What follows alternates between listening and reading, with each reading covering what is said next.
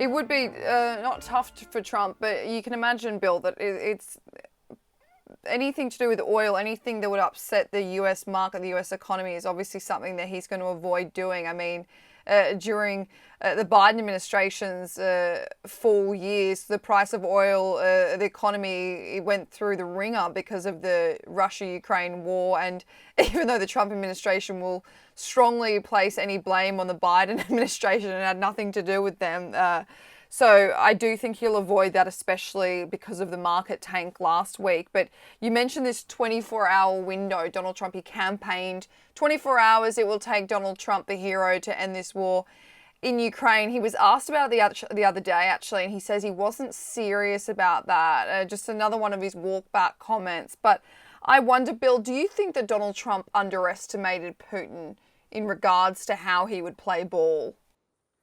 Well, I don't think that he ever had any expectation that Putin would play ball. I think he underestimated Zelensky. So he thought that he could somehow force Zelensky into a total surrender. He thought that the Ukrainians had no agency. He thought the Europeans had no agency. He thought that basically he could dictate terms to Europe and to Ukraine, and that he could do a favor for Putin, and that all would be resolved. And what he's discovered is that the Ukrainians are not ready to sacrifice themselves to Russia for whatever Donald Trump's vision of the end of this war.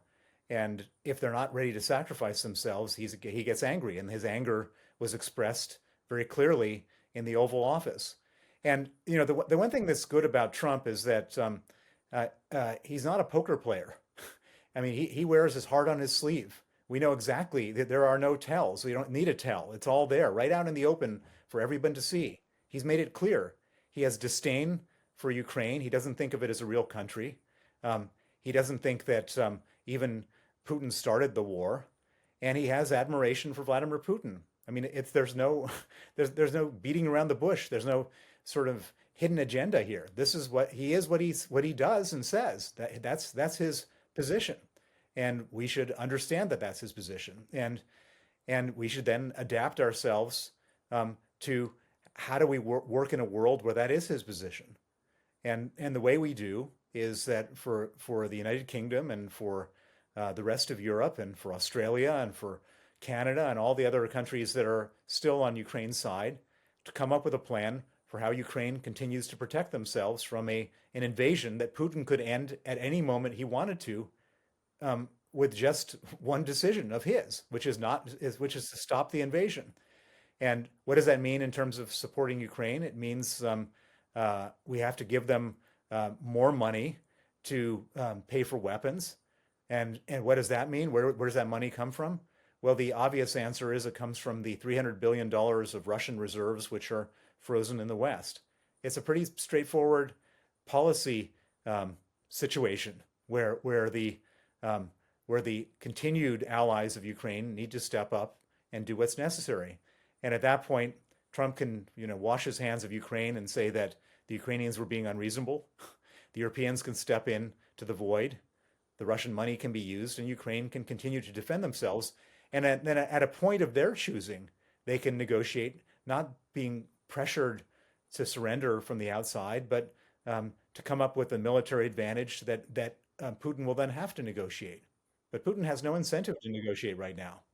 What I wonder is, why is Europe, yes, you've spoken about how the European economy is obviously a lot more than the Russian economy, and how Europe and the UK and fellow NATO countries have a lot in their tank. They can offer a lot. So right now, we're 2 months into the administration, the US administration. We still don't have a negotiation. We still don't have an outcome. We still don't have concessions from Russia. We still have Ukraine saying that they won't give up certain things, which is understandable. So why won't Europe go at this alone? Why won't Europe, UK, Australia, fellow NATO countries be like, look, the United States didn't include us in these early negotiations, so why can't we just step up? Like, what are they waiting for? Well, in a certain way, they have. Emmanuel Macron said that it's his intention, if there is a ceasefire, to put French soldiers on the ground in Ukraine, and it's not Putin is not in a place where he can make demands of what France does or doesn't do. We have the German Chancellor, the new incoming German Chancellor, Friedrich Merz, talking about dramatically increasing defense spending up to 800 billion euros or some enormous number like that. You have Keir Starmer, who assembled a coalition of the willing of countries that are ready to put soldiers on the ground in Ukraine to defend a ceasefire. And there's now an operational meeting of generals taking place in the UK about that. I mean, you have a French company, Eutelsat, which is now gearing up to replace Starlink um, with communications on the front line. Uh, but the reason why Europe still and Ukraine still desperate for America, first of all, America has historically supplied 40% of all military aid. But more importantly than that, the one thing that's irreplaceable is the intelligence that America supplies. America has an enormous amount of spy satellites which can detect troop movements, missiles being fired, all sorts of other stuff, which gives the Ukrainians an ability to defend themselves. And if the United States withdraws that intelligence, Ukraine is effectively flying blind. And that's a very serious issue. And to the extent that the U.S. can be kept on side, it's dramatically better than Ukraine basically having to fight with one hand tied behind their back and with all sorts of blind spots and so on and so forth. And so, in an ideal world, America and Europe continue to support Ukraine, but we're not in an ideal world. We're in a world where, for reasons that so far nobody understands, Trump has decided to throw Ukraine under the bus, and so how this resolves itself, it may not be pretty, but Ukraine is not going to surrender, even if Donald Trump wants him to. You are right, and we do have this coalition of the willing meeting tomorrow, I think it is. So it will be interesting to see if boots on the ground is the answer and whether countries are willing to start sending them, Bill. But I guess on that note, we know that Russia's economy is dwindling. We know that that is a big kind of saving grace in terms of how long this war could actually go on for. Because Russia just doesn't have much money, plain and simple. Putin can't fund a war forever. So why wouldn't the strategy be, because we've obviously noticed that this conversation between Putin and Trump isn't going that well. We don't think that we'll probably get an answer out of that. We don't think that he'll come to the table with anything reasonable. So why would the strategy not be for Europe, the UK, the United States and fellow NATO countries to basically bombard Russia with sanctions, tariffs, and not only that, but apply more of them to Iran, who's been supplying Russia with these short-range missiles, basically completely tank their economy?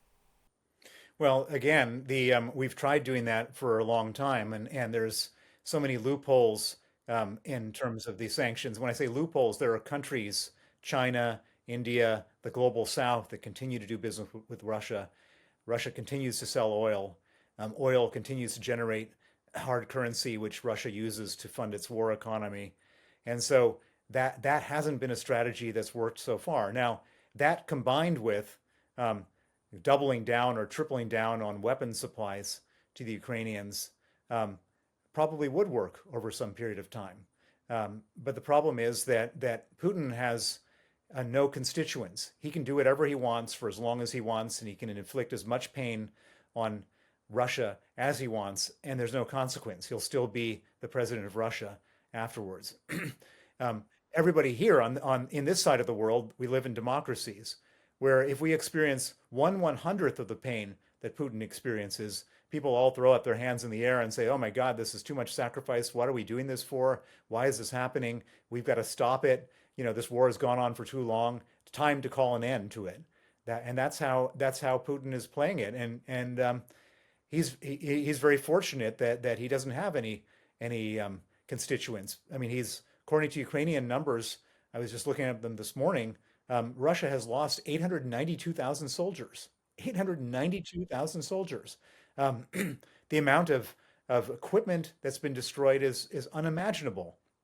The economy, of course, it's not the economy hasn't collapsed, but it's not doing well at all.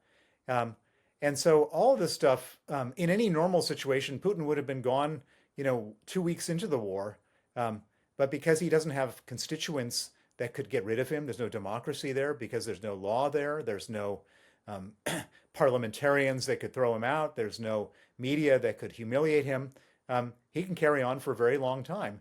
And so the only way that we can stop this war is by giving Ukraine what they need to effectively win the war. And we could give them what they need to win this war. And they've been begging for it for a long time.